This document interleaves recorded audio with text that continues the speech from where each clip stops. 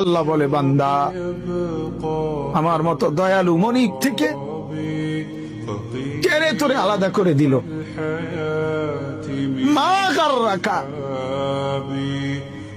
আরে বান্দা, আমার থেকে কেন আলাদা হলি?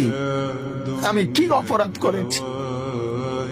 সারাদিন আসমানে আলো দিয়ে আমি অন্যায় করছি?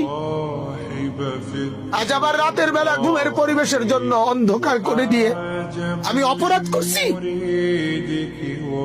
মা গাররাকা, এই যুবক, তোমার কাছে তোমার মালিক অপরাধ কি করছে বল না বেটা, বল। কেন সাজদা করলি না ভাইয়া? আল্লাহ তোমার কাছে কি অন্যায়টা করছে? কি অন্যায়, কি না দিছে মালিক? মা গাররাকা বিরব্বিকাল কারীম,